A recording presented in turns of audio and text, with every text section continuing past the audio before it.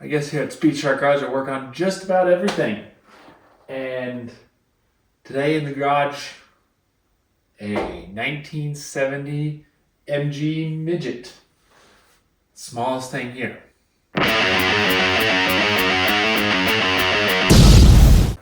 She's a whole, I don't know how many liters.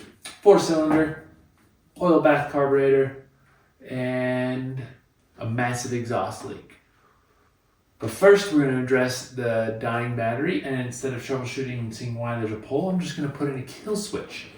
That way the owner of this car, when they're not driving it, can flip a switch and have no power, because this doesn't get driven in the winter. It's a summer driving car. I'm going to show you everything else wrong with it that I've seen and things I need to fix on it.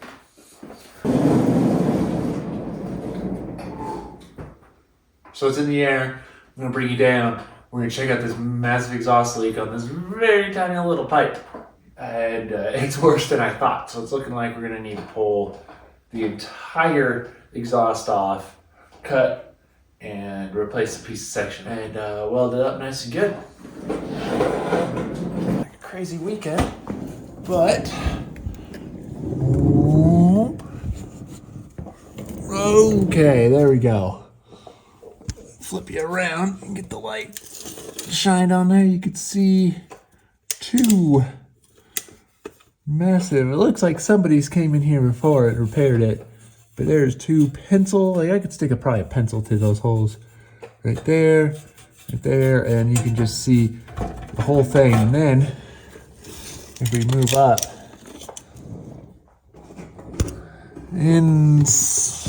oh boy, can we see up in there?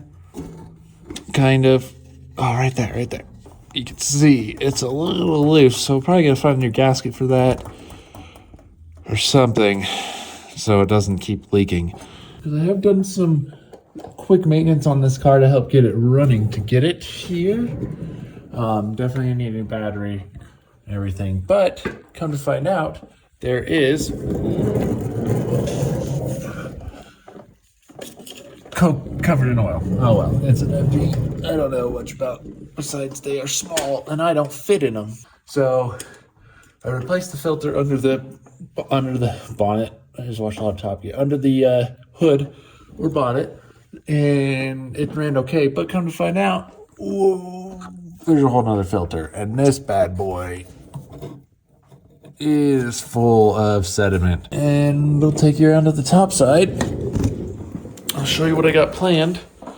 Okay, so I opened up my junk drawer of parts here, and I had ordered these. It's a 100 amp waterproof relay. So there's off, there's on and off. This definitely doesn't pull more than 100 amps, so this one should be fine. You have power in, power out, and we're going to take this thing, and it's gonna go right there. The power. Oh wow, there's your battery in. This is the little ignition relay. This goes down to the starter, and this is where all the power comes. It's just one wire that runs up to this old fuse box. So what I'm gonna do is just cut this in half, put some eyelets on here, put it on there, do the same on this side, and then boom, we have a fused circuit. All right, so there's nothing complicated for this little midget. But we're gonna get this put on. Just gonna do some riv nuts into the firewall area and bolt this down. And that way they have a switch, so when it's in storage, they can put the battery on a tender and don't have to fully disconnect. So this is our main power. It's feeding in. It actually feeds into the firewall. I looked at it first just briefly, and I thought it went to the fuse box. So it's definitely going into the firewall, back out to the fuse box. But that being, that's the only power wires I'm seeing, and they're all somebody, whoever painted this, just oversprayed the crap out of this poor engine. All right, we're in business. We have eyelets that are fairly big enough to use that ground cable. Just debating. I've always done the power wire. Some people have said that you should do the ground wire I also need to just rewrap some of this because this thing does not look. This wire itself has some wear through it. It's just a fire hazard right now. It actually looks like a mouse chewed this up. Yep, that's exactly what that looks like. There is a wire that is. Why they didn't just get a longer piece right here, I don't know, but it is stretched as far as this poor wire can go. So I am going to take off the power cable. I bet I could just turn it, and I'm going to splice it. And put in our relay in between this. Probably going to pull the plugs. Ooh. Well, it looks like we might. No, that one doesn't look terrible. So this is a new battery cable, obviously.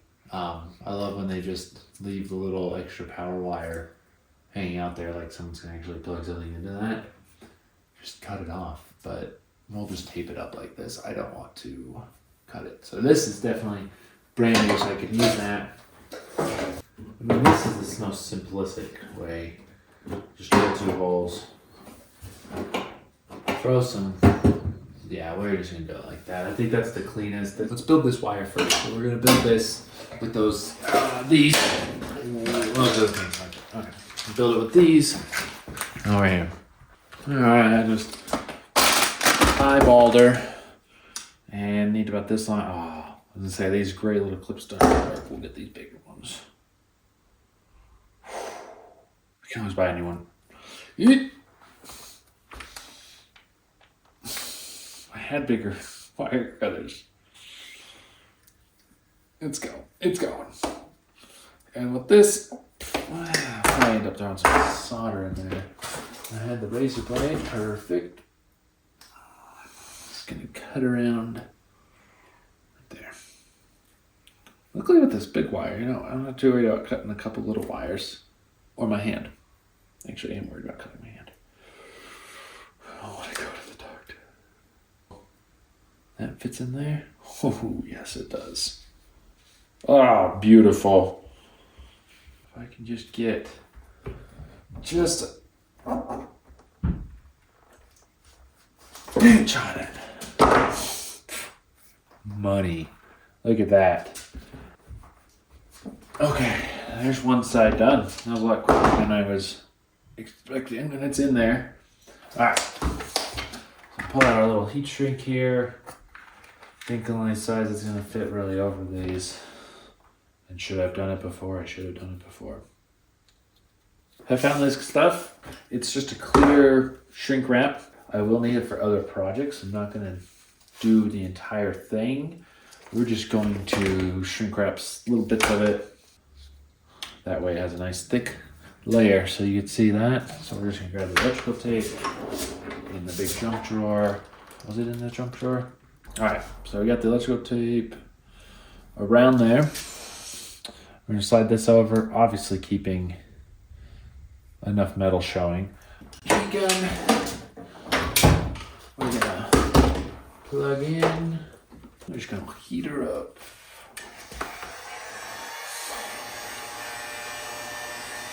You have to be careful because it did split on me. Actually, on how I want to cut it, which is weird. Not right there. See, it just, you can see, just starts to split. Right there. We've split these two. Yeah, there we go.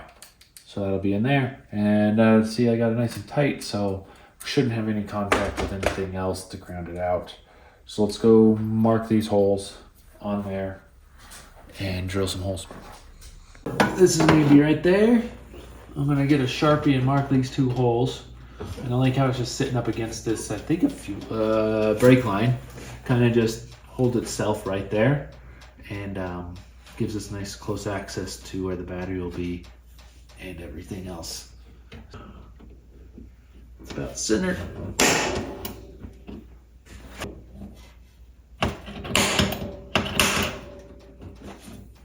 Which one did I do?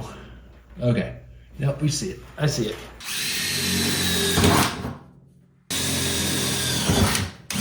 We're gonna be doing the riv nut gun.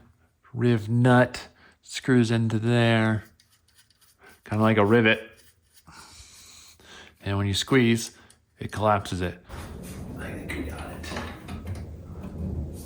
This. Let's see.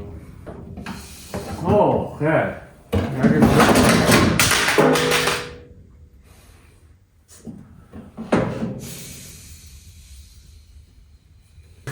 That one looks good. Let's see. Poor drill. Damn it. Oh, okay, good. Nothing happened. All right, bit didn't break. Watch this. It's just gonna go right through. No? Oh, there's still some dirt on there. This just needs to keep it in its place. Like, it's not going to be pulled on or anything. So, cool. All right, we're set. Here we go. So like I said, I just put it together before I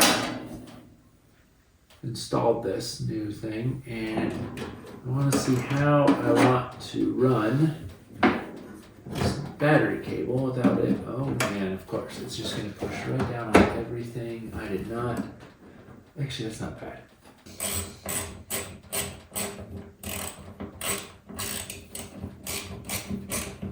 Yeah.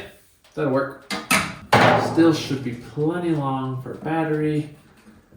And plenty long to reach this, that's for sure. I'm glad that worked out because I did not measure, make sure. Okay, I just want to show you guys here a little more close up of what I'm talking about. So there's the new wire we installed to the ignition. Those are the wires going up. I just had to wrap up something up here. This is not how I would always want things, but I just want this car so she could drive it and be happy, and it starts every time. Oh my gosh, all these wires, like, this is just cracked. Everything is old and tired, worn out. I'm just curious to see what these spark plugs look like, since we are going to make a trip to the parts store. So we'll just pull these out and see how they look, because I don't know when they've ever been changed, or if they've ever been changed, or anything of that nature. All right, let's pull these spark plugs and see. Oh, that came off easier than I was expecting. So the more I do this YouTube videoing, the more I realize it's really not about working on stuff. Oh, it's more about where can I balance my camera to get a shot without getting in my way. And right now you're in my way. But we're gonna get the shade. Oh my gosh. I feel like it's a little too tight for a midget. She's got some tight holes. That's midget. Oh man, that's... Alright, come on.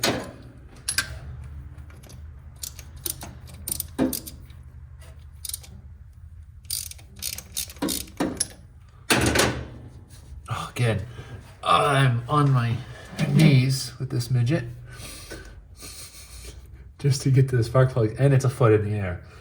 I'm glad I lifted it just so I could at least work on it. All right, so they're a little white carbon, you know. I'm not mad at those. They're not the greatest. Let's see what number 2 looks like. Oh, that one was a lot easier. So yeah, the plugs are fine for the most part. Rotor cap, you can still see all that overspray. I'll keep saying it, but there we go. All right, so under here is as good as it's gonna get. Throw the dryer vent back on. So this is just an intake for the heater, sucking in any nasty stuff. And I have to ask, what came first? Was it the dryer vent hose or the car intake? And was it somebody looking at dryer vents saying, wow, this was a good thing to use for a car? Or somebody had a car and like, I could use this to vent my dryer.